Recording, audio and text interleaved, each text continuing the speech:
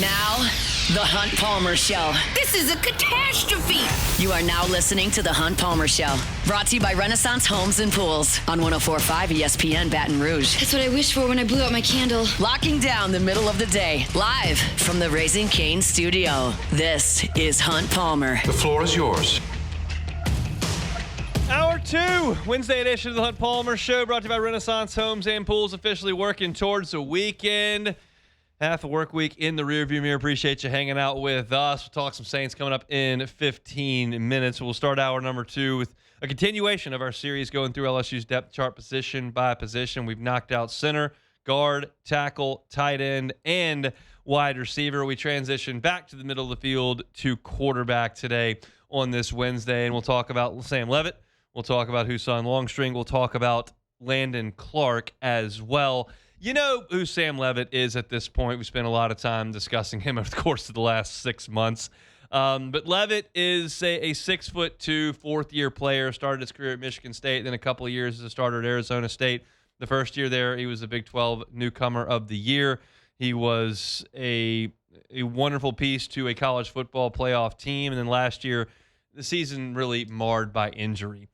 You know who he is at this point because we've talked about him so much. So I wanted to go and talk about maybe some numbers we haven't discussed as much that stuck out, because just saying, yeah, he's kind of a dual threat. He had a Liz Frank injury. He missed the spring, and he played very well for us. You already know all that kind of stuff, right? This is common knowledge. So let's get into some nitty-gritty stuff. And I went to the folks at Pro Football Focus for some numbers just to see what stood out to me about Sam Leavitt statistically and in terms of his grades. I go back to the 2024 season. That was his second college season. It was his first year as a starter. It was his first year at Arizona State. It was the team that had Cam Scattergood, had Jordan Tyson, and they went to the college football playoff. And I looked at some of the grades that they gave him.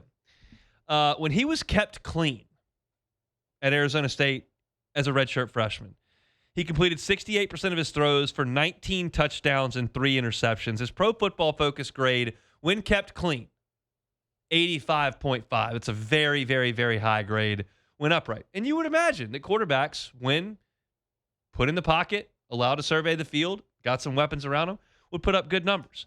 When pressured, that completion percentage dropped to 43%. Before you go, oh my God, 43%. That's actually pretty good for being pressured. That's a pretty high score. He threw 5 touchdowns under pressure, 3 interceptions under pressure. His PFF grade under pressure was 67.9, which is pretty good. So as a redshirt freshman, his grades, his passing, pressured and kept clean, were really solid. And one thing that I noticed is that when he was under pressure and ran, his grade as a runner was 72. So it's a guy that when he was kept clean, he was awesome. 85.5, 19 touchdowns, 3 picks. Then when things broke down, he ran the ball very, very well as a redshirt freshman. So you go to 2025, and when he was kept clean, 65% completions. He threw 8 touchdowns and 2 picks. Very good. When he was pressured, 42% completion, right in line with what he was previously. 2 touchdowns, 1 pick, and that run grade was a 71.2. So again, that all kind of lines up. It says when he's kept clean, he's a really high scorer. When he's pressured, he doesn't turn it over too much. He runs very well, and he completes about 40% of his throws, which under pressure is an okay grade. It's not Joe Burrow, but it's an okay grade. When he was kept clean, I did all the numbers for the 2 years he was at Arizona State. So upright in the pocket, able to survey the field and get the ball down the field. 67% completion, 27 touchdowns, 5 picks. When you give him time, he's been very, very good. Here's the other number that stepped out to me because I've watched Lane Kiffin's offenses enough. I looked at Sam Leavitt's passing charts based on distance. And one of the things that really jumped was his grade throwing the deep ball 20-plus yards down the field.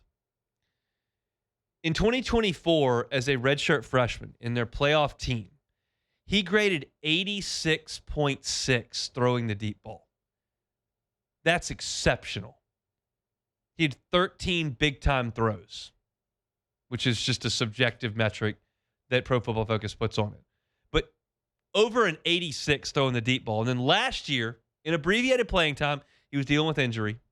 Last year, his deep ball throwing grade, 89.2. You're talking about a quarterback with back-to-back seasons, a total of about 22 games.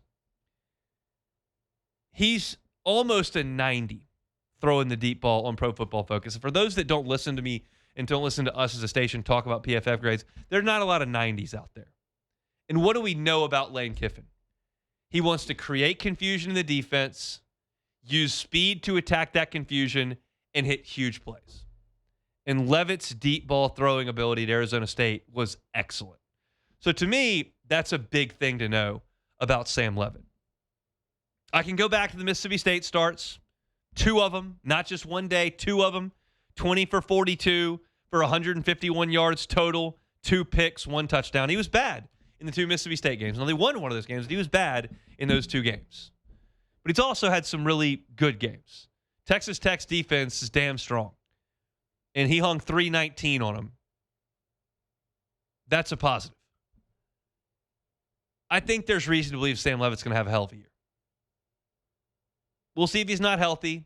We'll see if LSU struggles at right tackle or none of these wide receivers are hits. Like, there are ways you can talk yourself into Sam Leavitt not being a very good quarterback, but it's difficult to do. And I like the way that those grades shake out. So that's Leavitt. We'll talk about him a lot more moving forward. I wanted to discuss Houston Longstreet and Landon Clark briefly. I'll tell you this. I'm not a scout. I'm not a front office member of the NFL. Nobody at LSU is asking me to break down high school tape and decide what players to take. But I can tell you this without being a scout and without being an NFL personnel expert. When you look at Houston Longstreet and Landon Clark out at practice, they play similarly.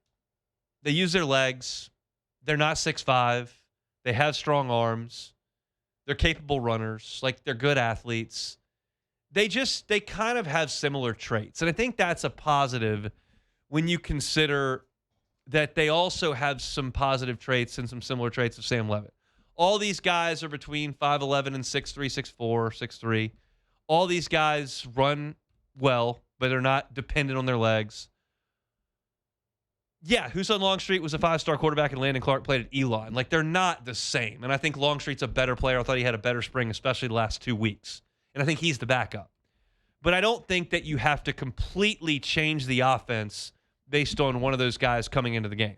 I think what Leavitt can run, Longstreet can run. I think what Longstreet can run, Clark can run. I think what Clark can run, Leavitt can run. I think that they all kind of have similar skill sets, and I think that's a very, very big positive. Longstreet's 6'1", 195. He didn't play a lot last year, but when he did, he was accurate. 13 of 15 for 103 yards and a touchdown. He played in mop-up duty against Missouri State. He was 9 for 9 for 69 yards, and he ran for 55 yards and 2 touchdowns in that game. Now, look, it's Missouri State. I'm not going to throw a parade about it, but he did run the football a little bit. He was accurate. He was 9 for 9. Like, that's good mop-up duty for a true freshman. And Landon Clark set some numbers up at Elon. 11 rushing touchdowns for a quarterback, most in school history. 29 touchdowns he accounted for, second most in school history. He's only 6 feet tall, but he was a quarterback and a safety in high school. He's tough. He's not afraid. And I think he's the third-team quarterback, but he's young, and I think that he's got some similarities to a 5-star in Houston Longstreet. So, to me, this was, and I said this in spring, and I'll say it again now because we're overviewing the position. This was as good as you could possibly do in reeling in 3 quarterbacks in a class. You could not have done better. Not if you were attempting to put a real football team together. I suppose you could have taken the $40 million you spent on this roster and lopped off 10 of it for quarterbacks and probably could have done as well. I don't think they did that with these 3 guys, by the way. So literally maybe, but you would have compromised like the entire offensive line or the whole defensive backfield or whatever the case may be. For the money that you were going to allot at quarterback with nobody on the roster, knowing you had to go get 3 guys at a position where there's 1 starter and really 1 guy that plays. To go get the number 1 player in the portal by on 3, a former 5-star recruit who, oh, by the way, is a redshirt freshman in Houston Longstreet, and then Landon Clark, who set records at Elon and is willing to come in and potentially be the third quarterback, that's as good as you can do. Like, it's not easy to go in the transfer portal and convince a guy to come be the third team player. But they did that with Landon Clark. And they got Longstreet to come in when he knows he's going to have to sit. And they got Levitt, who is as coveted a player as there was in the portal. This is a position that I'm comfortable with, position that I'm confident in. I want to see Levitt running around first time we go out there in fall camp. I want to see him moving around on that foot, looking good. I'm told, as I've said multiple times now on the show, that he looks good and he feels good and he's out there practicing. But this is as good as you could have done. That doesn't mean LSU's going to have a top 5 offense in the country. It doesn't mean LSU's going to have a top 5 offense in the conference. I think they will because I trust Kiffin and Weiss that much. But it's just on paper in terms of what you could have reeled in when you had no quarterbacks on the roster when Kiffin and Weiss showed up. This is as good a trio as you could have lined up. The most important thing is the starter. That's what you have to get right. If your backup and third string aren't very good, so be it. You just hope the quarterback stays healthy, because that's the way that you win championships. You need your quarterback to be healthy. Not everybody's Ole Miss with Trinidad Chambliss or Ohio State with Cardale Jones. Sometimes you luck into that.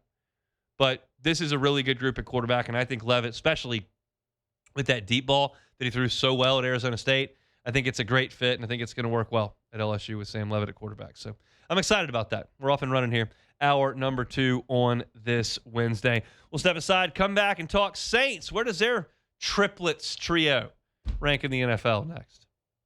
The Hunt Palmer Show. First American Bank and Trust. First American Bank and Trust, FABT.com. They've been at it 116 years, y'all. 116 years at First American Bank and Trust. Whether you're in St. Tammany or Tangipahoa up I-12, maybe down the bayou in St. John, Lafourche, Terrebonne. Maybe you're in Dutchtown, Jones Creek, just outside of Baton Rouge, or perhaps you're in Metairie, Louisiana. No matter where you are in Southeast Louisiana, there's a First American Bank and Trust near you, 25 locations. Do business with the local bank. They've got the resources to help you out with that commercial loan. They got 25 locations. But when you call about that loan, you call someone in South Louisiana. When the decision is made about that loan, it's made in Southeast Louisiana. You may think a lot of those national banks, they've got the resources. I got to go with them. Try First American Bank and Trust. They've got the resources, and they're local right here in your community. It's First American Bank and Trust, FABT.com. You're listening to The Hunt Palmer Show, brought to you by Renaissance Homes and Pools.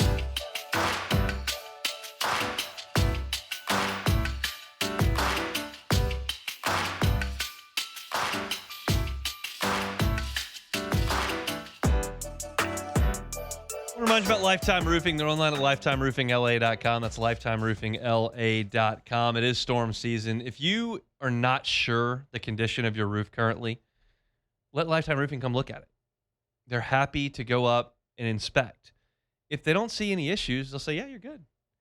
If they think, yeah, we probably need to repair this, a little damage, we'll repair it, they'll get a repair done. Maybe they'll say, yeah, we could probably fortify this. Let's do a tune-up. Get your roof to the level it needs to be for storm season. They'll do that. And if you need a new roof, they'll help you with a new roof. They're happy to finance that. And if you get that new roof, you're talking about a lifetime workmanship warranty when you talk about Lifetime Roofing. So that warranty is obviously going to handle the workmanship, but it's also going to back the materials, which are backed by CertainTeed, one of the oldest and most trusted names in building materials. If you're just curious what your roof looks like, let the folks at Lifetime Roofing come and help you out. They do it all the time. They're here to serve in South Louisiana. It's a Louisiana-based business with a bunch of Baton Rouge natives running the show. It's Lifetime Roofing. Find them online at lifetimeroofingla.com. All right, CBS Sports went through an exercise as we get closer and closer to teams reporting for training camp, which, by the way, is inside of 2 weeks away now that we're Wednesday. It's a week from next Tuesday. The Saints will be on the practice field. And they went through an exercise where they took the quarterback, the starting quarterback, the number one running back, and the number one wide receiver, and they put them together and ranked that group amongst those in the NFL. And what do I always tell you when we go through these lists? I go, okay, well, I'm going to guess where the Saints are. And I'm thinking about Shuck, and I'm going, that's clearly bottom 10, if not bottom 5. Right now. I'm not suggesting he'll stay there, but right now, if you're objectively ranking the NFL, like, you're not putting Tyler Shuck as the 13th best quarterback in the league. You're just not. I'm looking at HN. I'm going, that's an upgrade. Like, that's a guy that's run for 1,000 yards. It's a guy that, okay, that's good. And Olave is just probably not going to stack up with the number one wide receivers in the NFL. So to me, that's probably looking at like 20, 23, 24. And then I scrolled through. 23 is where you find the New Orleans Saints. The blurb on the Saints reads, a season-ending stretch where Shuck looked pretty good playing its really poor competition helped pump up this ranking. The Saints finished the year playing the Panthers, Jets, Titans, and Falcons defenses. Achan is also getting on by name value here. He averages 3.9 yards per carry over the last 3 seasons and even averaged only 4.3 in his better season a year ago. Olave is a really good player, but is also an obvious health risk due to history of concussions. The Saints have a good play caller in Kellen Moore, and he can elevate the play calling above the talent level. I think that's completely fair. To say that Shuck excelled against bad competition is completely fair. To say that Achan averaged 3.9s per carry the last 3 seasons is objectively true. To say that Olave is a good player and a health risk is completely fair. Nothing in that blurb is unfair about the current state of this unit. However, I think there is a lot of room between 23 where they're ranked and the ceiling for the Saints team on this list. Why do I say that? Well, one, Tyler Shuck can improve significantly. Like the quarterbacks above him on this list, now keep in mind they're grouped in with the running back and the wide receiver. So it's not just a quarterback ranking, but just, for example, the quarterbacks on this list just in front of him. Jackson Dart, he's got Scadaboo and Malik Neighbors with him. Daniel Jones, got Jonathan Taylor and Alec Pierce with him. Trevor Lawrence, Baker Mayfield, Kyler Murray, CJ Stroud, Tua Tagovailoa. Like, these are the quarterbacks right in front of him. Would it surprise anyone this year, if Tyler Shuck ended up playing better than Tua this year or playing more than Tua this year? I don't think so. Would it shock anyone if Tyler Shuck played better than CJ Stroud this year? Did you see CJ Stroud in the playoffs? I know. Tyler Shuck didn't even play in the playoffs, so I have no barometer on that. But I saw CJ Stroud play in the playoffs, okay? It would not surprise me if he wasn't great this year. Kyler Murray, okay, he'll run around a little bit, make a play here or there. Would it stun you if over the next 2 years, if Tyler Shuck didn't play better than Kyler Murray? Daniel Jones? Jackson Dart? Like, I think Tyler Shuck can play better than these guys. So, inherently, there's room for him to grow there. Achan probably is what he is.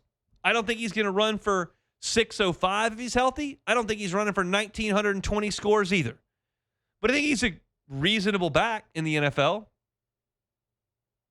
And then you got Olave. And I looked at Olave's numbers with Shuck in there.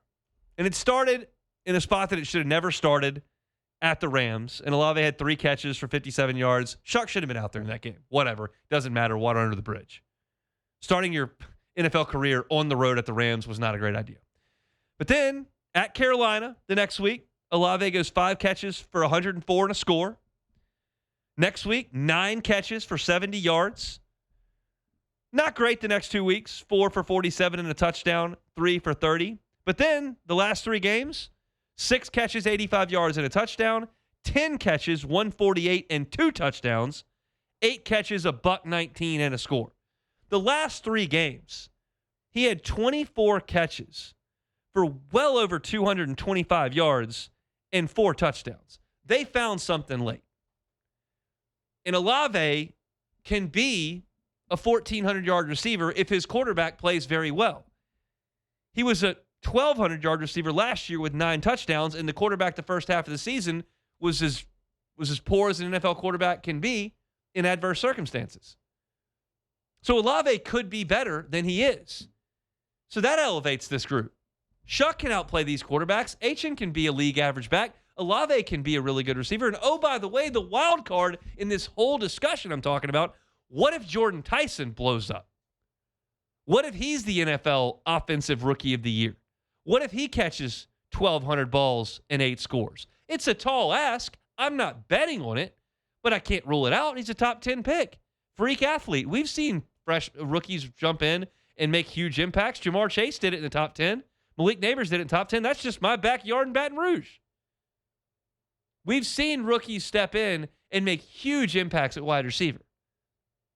And I think that's possible for Jordan Tyson. Who do I think's going to lead the Saints in catches and touchdowns? Who do I think's going to lead the Saints in receiving yards? Olave. I think he's the answer here. But if I'm having the discussion, I can toss Jordan Tyson in there. And I think there is absolutely room among all the places on the Saints roster to have a big jump. The triplets, as they're calling it, the starting quarterback, starting running back, starting wide receiver, this could be a big jump. It would surprise me zero if the Saints were 14th or 13th on that list next year. Zero. It would also surprise me very little if they were 23rd again. If Shuck was just decent and HN ran for 3.5 yards per carry and Olave got hurt. I'm not obviously projecting that. I don't wish that, but would you be stunned if Olave played 12 games this year and had 600 yards and 4 touchdowns? You'd be disappointed. You wouldn't be stunned. There's variance here, but you're close to the floor right now. Last year was probably the floor. I think the ceiling is high for a move in this particular metric. I don't know if the Saints are going to have the best defensive backfield in the NFL. I don't think Granderson and Young are going to combine for 24 sacks. I think there are some things that are really ambitious to wish for. I don't think Tyler Shuck outplaying Daniel Jones, Kyler Murray, Tua is a huge leap. I don't think that Chris Olave having a season reminiscent to his finish to the season, when I know there were no other options for him in a lot of those instances, but I don't think that's out of the question with the functional quarterback. I don't think it's out of the question for Jordan Tyson to have a monster rookie year, and I think that you could look at this a year from now and look at the Saints and go, oh, that's in the top half of the league for sure. That's what you got to bet on. You've got to hope for. That's the great hope for this franchise, is that some of these players mesh together and become greater than the sum of their parts. Because you don't have all pros running all over the field. We have told you for the last 3 days on this show that we're going through the ESPN rankings of the top 10 at every position. The Saints are not going to have a single one in any of those positions. So you're going to have to be better as a group. This is an important group to throw the ball, catch the ball, and run the ball. And I think they got a chance to be much better than they were last year and much better than 23rd. That's my hope, at least. Should be everybody's hope around here in South Louisiana. What do you think, Jordan? They got a chance to move up from 23rd on that list? Yeah, it's a couple teams that I feel like are very disrespectful that were over them. Now, I get it. It's 3, not just It's a 2 trio. or 1. You know, my little homer brain went off. My sensors was tingling when I heard the words Tua. And I was like, well, excuse me? And then Kyler Murray, and I was like, whoa, excuse me? Now, I'm looking at the Vikings. I get it. They got Justin Jefferson. He's Yes, they do. Great. But are we sure Kyler Murray and Aaron Jones, are we sure that You got to give him the Jefferson. You know, bump. He's a top 4 receiver in the league. I give him that. If he's that greater than R3, cool. But Kyler Murray and the corpse of Aaron Jones, please, Vikings. I don't think the Vikings have a future set up. And don't get me started about, I get it. They got Bijan. Bijan's pretty good. I'll give him credit. London's all right. Drake London's numbers are remarkably similar to a lot. Yeah, They're like the same. He's cool. He's got his moments. But Tua, Michael Penix, I'm losing zero sleep over that. I would like to poll NFL executives or even just NFL analysts. This is just a discussion poll, but yes. If you had the choice this year to go into the season with Tyler Shuck or Tua as your QB, Oh, man, come on, man. who would you take? Please. They will laugh.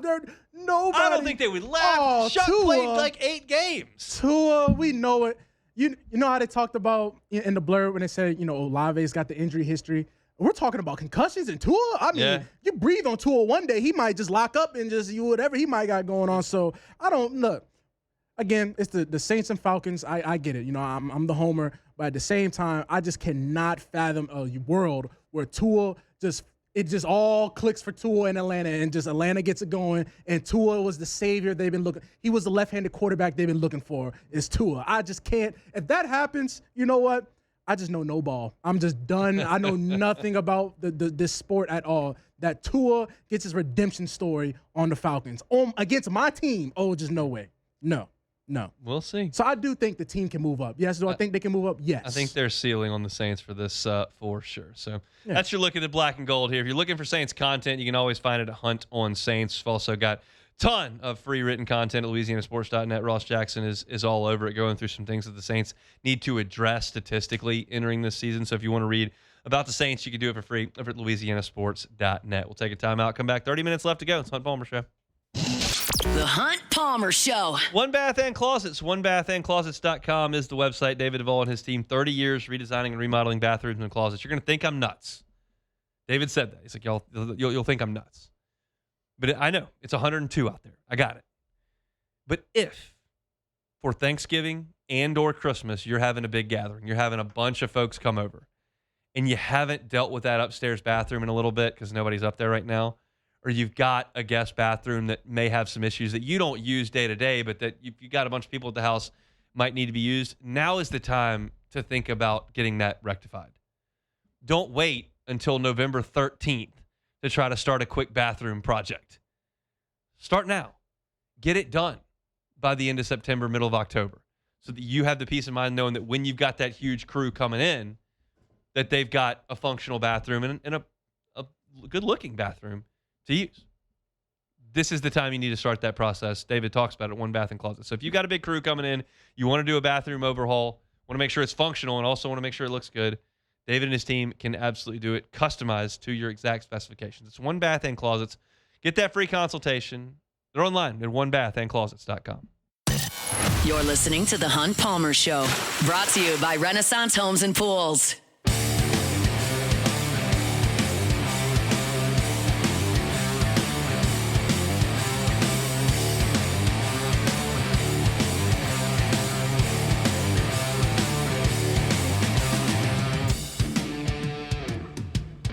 Remind you about Fabry Chevrolet GMC online at fabrychevrolet.com, fabrychevrolet.com. They're on Highway 61 in St. Francisville. If you were still looking to drive off on that summer vacation with the family and want to make sure your car is running smoothly before you hit the road, the service department at Fabry Chevrolet GMC services all makes and models. So if you get by and give them a look, they'll be able to get you tuned up and get you on the road safely for your family vacation. If you need a new ride for that family vacation, you want that Chevy Tahoe, want that Chevy Suburban, maybe a GMC Yukon or Denali, they've got your SUVs right there at Fabry Chevrolet GMC. They've got the new, they've got the pre-owned as well. So if you need a new ride for that new family vacation as well and for the school year to follow, Fabry Chevrolet GMC is happy to have you. You can check out the entire inventory online at fabrychevrolet.com or make that short drive up Highway 61 to St. Francisville to see them. It's Fabry Chevrolet GMC. They're online at fabrychevrolet.com. All right, I told you entering the draft that the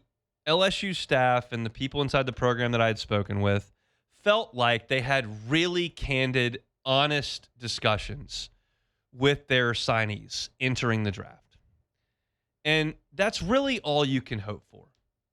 Because once those picks start flying and the dollar steins start being hummed around, LSU is at their mercy to an extent. And if a player says, this is my number, I'm not coming off of it, the coaching staff is going to try to take them at their word. And at the same time, the coaching staff is looking at and talking to scouts to determine what they think the player is worth, to see how good a chance there is that the player comes to school. If the player tells the LSU staff, hey, if I get $1.5 million, I'm going. And then the LSU staff talks to the scouts and they say, yeah, we got like a $2 million valuation on him. We got like 2.2. We're looking at him somewhere in the neighborhood of the 28th pick, the 13th pick, then you realize you're probably not going to get that player. But if you've got a player that says, hey, I'm not budging for anything less than $4 million, and you've got a scout that says, yeah, we've got him as like a third round grade, well, you figure you're going to get that player. And the only time that the LSU coaching staff and the sources I've got over the program feel just grave disappointment is when they put in the work to get a player committed and signed, and then that player tells them what they're going to sign for, and then they cut off $1 million from that. That's where the LSU program feels like that's not the way this is supposed to work. It's hard to fill those spots when you feel like you've got a good idea that they're going to show up, and then they don't. And I told you last week that they felt like they were having some really good conversations. with some of these high school players. And look, Malachi Washington was not expected to get to campus by a lot of people. There was a really good chance that he wasn't going to make it. You look at Cooper Sides, pretty good chance he wasn't going to make it. Colby Stringer. Those guys put significant price tags on their name and didn't go. We talked to Cooper Sides on Monday. He said, yeah, I mean, if they weren't going to meet my number like I was going to go to college, I was fine with it. And then you see Jensen Hirschkorn, who I told you last week, this is a guy that is potentially a first-round pick. But he's also a guy that potentially could come to school for 3 years and be a top 5 overall pick. He's 6'7". He throws 98 miles an hour. He's developing a breaking pitch. He's been on the showcase circuit. Like, he's got the goods at 6'7". But he may not be a top 20 pick. Like, he's probably not a top 20 pick.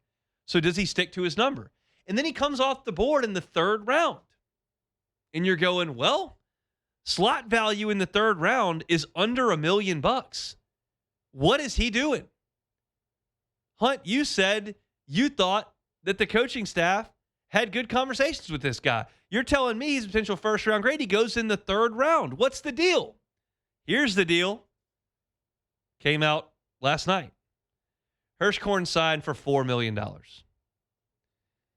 He set the record for money post-second round in the history of the MLB draft. The Braves saved money and found a guy in the 3rd round they could spend it on, and he took it. And I promise you this. The people at LSU, when they see this story, yeah, they want Jensen Hirschkorn on their team. They want him in the program for 3 years. They worked hard to develop him. But when Jensen Hirschkorn tells you, I'm not going anywhere for whatever his number was, and if it was significant, 3.5, whatever it was, and he gets $4 million, they're not going, oh, you jerk. You said you were going to. No, they're going, awesome. Great job by the Braves. Great job for Jensen Hirschkorn. $4 million. That's a lot of money. That's first-round cash. And so the truth holds. Even though you didn't get Jensen Hirschkorn, he was honest with you. I'm good with coming to LSU, but I've got a number. And if they come get me with that number and the phone rings and that number's on the other side, I'm going to go. And he did. Good for him. I'm not going to tell an 18-year-old not to sign for $4 million. It's an unlikelihood that he would show up and go all Paul Skeens on him and sign for 8 or 9. You have to be a top 5 pick in the draft to do that. He got his $4 million. Go start your pro career. It's a positive story. It's disappointing for LSU, but that's a young man, a family, and an advisor that did the job the right way. Communicated with LSU, communicated with the professionals. Professionals said $4 million in the 3rd round. Done. Start your pro career. That's a good thing. There's also some more news from baseball, kind of a baseball grab bag here in our second to last segment. Marcos Paz has found a landing spot. He's going to Georgia. I told you this 2 weeks ago, and I'll circle back to it briefly. When a player goes into the portal, more often than not, that player has made that decision before the portal window opens. And when the portal opens, within the first 48 hours, that player's in the portal. It's rare that 3 weeks go by and then someone jumps in the portal unless something's fishy. That's the vibe I got here. I got that vibe from this. And there are some people at LSU that really appreciate Wes Johnson's efforts to the program, helped bring a national championship to LSU. I don't know Wes Johnson at all. He comes across a little prickly in his press conferences. I've told you how I feel about press conferences. It's not the most important thing in the world. I don't think it's a complete indictment on your character to be a little prickly in press conferences. But this one's a little fishy. So we'll see what comes of it, because that one came out of nowhere to an extent, and it came late. And we'll see how all that shakes out. Last piece of the baseball grab bag is the ABS system. It was used in the SEC tournament. Of course, there was that weird play where ball 4 was called and they threw down and everybody's safe, and then they reviewed it, and it's strike 3. So now what do we do with the guy at second base? Well, now he's out because it was a live ball. That wasn't great, right? It was a bad situation that LSU was involved in there with the ABS system. But what the NCAA is looking to put into place, and it looks like it is going to be put into place, if you have the capability via TrackMan in your stadium, you can use ABS. You can put the challenge system in. You can give everybody 2 or 3 challenges. The SEC is going to have to put this into practice, and they certainly aren't going to do it in the WAC. I don't think you're going to see that happening in Conference USA immediately. But if you've got it everywhere, and the SEC's got TrackMan everywhere in every stadium, you can use ABS and put this into perspective. I know that scenario that played out in the SEC tournament for LSU was an ugly one. To have that kind of confusion on the field based on a missed call that was then changed, and then that changed the outcome of the stolen base, and that's a bad deal. But so is missing a lot of balls and strikes. I have a problem with that play in the stolen base. I don't have a problem with the strike zone shrinking in college baseball. I think pitchers will adjust and, generally speaking, throw more strikes. They may throw strikes that are too good that may get hit, but I don't think that college pitchers are incapable of finding the zone if we don't give them 8 inches off the outside corner. I think they can adjust to that and make better pitches. You got metal bats, and these guys sometimes don't have the best stuff, and all of a sudden you may get some higher scoring games, but I don't need pitches that are off the plate being called strikes a ton. So I'm not pounding the table in here saying we've got to go to ABS, but if they're going to implement it, I don't have a huge problem with it. I think that there is a lot of good that comes from it, and there is some bad, and that's generally the case with a lot of things you do. But I think I'm willing to deal with it because I watch the Cubs almost every night, and they've got ABS, and I just rarely have a problem with it. I think it more often benefits the game than it does take away from it. So there's your baseball grab bag. Good on Jensen Hirschkorn, $4 million in the 3rd round, all-time record. Marcos Paz headed to Georgia, okay? And ABS coming to the Southeastern Conference, we think, in 2027. We'll see. Come back and close it out next. The Hunt Palmer Show. Highland Insurance Group, HighlandIG.com, HighlandIG.com. Jonathan Carbo and his team. Just awesome folks when it comes to the world of property and casualty insurance, as well as group and employee benefits. If you're an employer, own a business, you're a CFO, you're in charge of the benefits, you know that times are tough. Those renewals are going up, up, up, up. And that makes it tough on your bottom line because you want to keep those employees happy. You want to make sure their families are covered for their health insurance and their dental and their vision and all that. But it's hard to get them covered. The Highland Insurance Group can't promise you they're going to lowest your costs, but they can promise you a conversation. They can promise you that they'll explore other options. They're an independent broker. They've got contracts with multiple different carriers on the benefits side. And if you want another option because you're not happy with the renewal you just had, or you know there's one coming up and you're a little apprehensive about it, the Highland Insurance Group, Jonathan Carbo and his team at the Highland Insurance Group, happy to help you with that. They're online at HighlandIG.com. The Highland Insurance Group, HighlandIG.com. You're listening to The Hunt Palmer Show, brought to you by Renaissance Homes and Pools.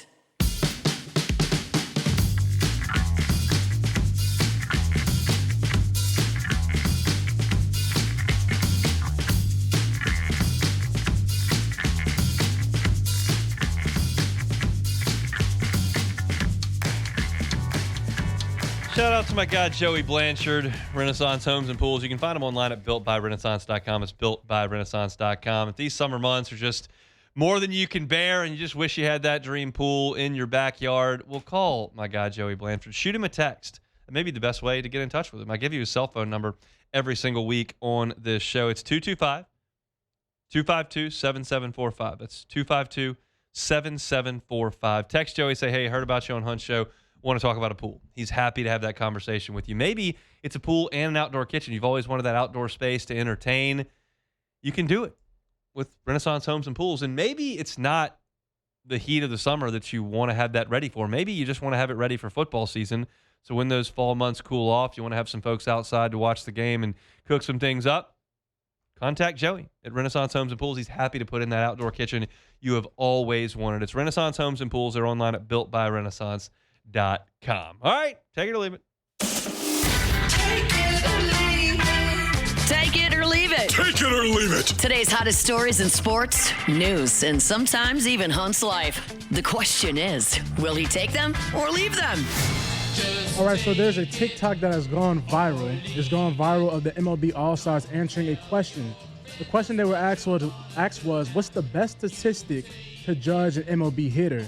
And 6 out of the 9 that were interviewed said OPS. Yeah. So is OPS the best stat to judge an MLB hitter? Take it or leave it.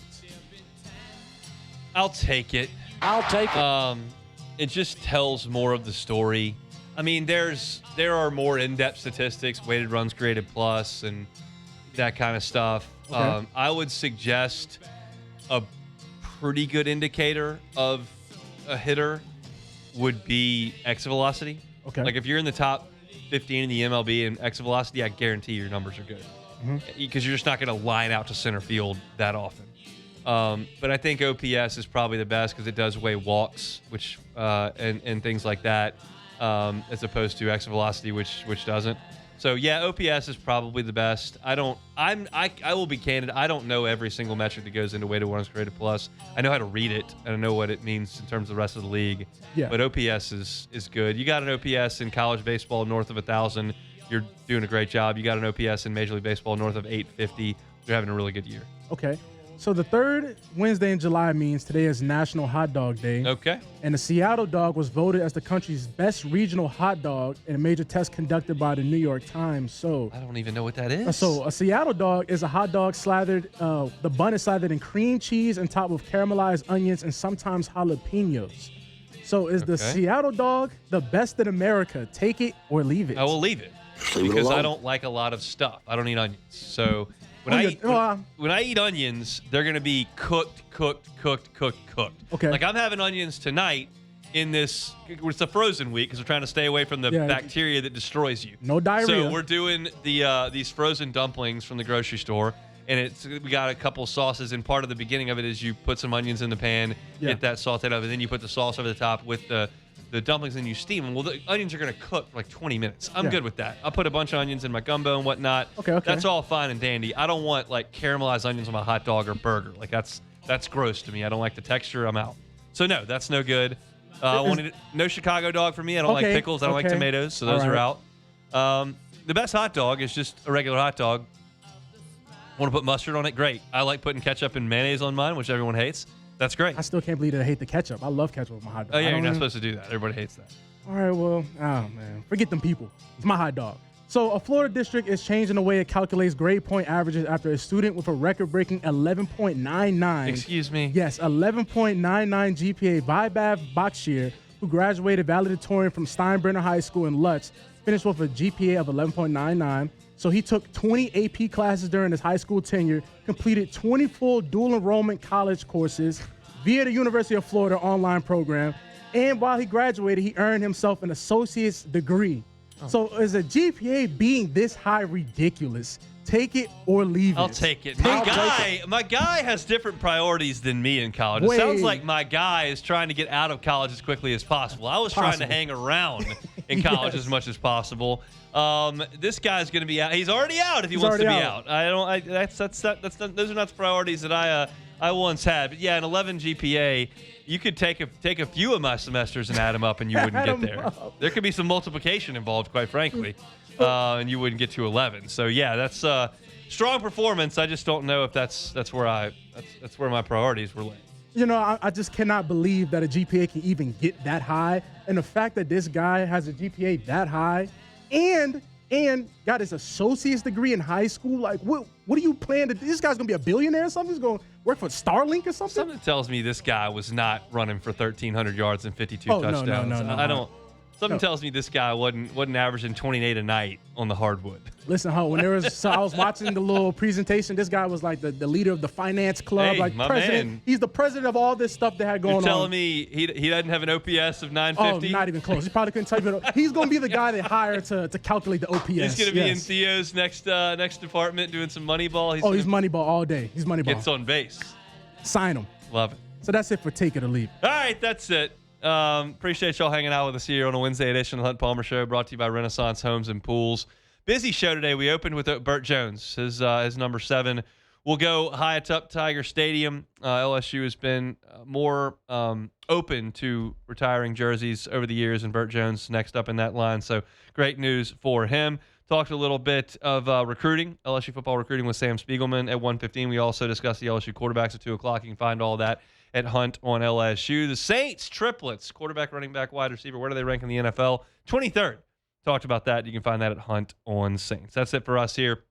Check out the show on demand. Matt's going to drive you home next on After Further View. Excited for tomorrow's show. Talk some Saints with Luke Johnson and get into LSU's running backs. You'll have a safe and happy Wednesday. Back tomorrow. The Hunt Palmer Show. Remind you about Marucci before we head out of here. Marucci's, you guessed it, you already know it, the official bat of Major League Baseball. They've been at this for 2 decades, which is not a long time. They went from a backyard shed to the official bat of Major League Baseball in 22 years. It's an amazing story right here in Baton Rouge. So if you'd like to learn that story, go take a tour. They'll tell you how 2 former MLB athletes and their trainer started making bats. And all of a sudden they realized bats are pretty good. And then all of a sudden they got into the hands of the best players in the world. And now they are where they are. You can also see where they make 1,200 of those bats every single day. You can see where they're carved and stained and shipped off. It's amazing. You can also become a member of the Hitter's House. Looking to take some swings, avoid the hot summer heat or those afternoon showers? Become a member of the Hitter's House. Key card access 24/7 over at Marucci. You can buy your tickets to the tour at MarucciSports.com. It's all there at Marucci.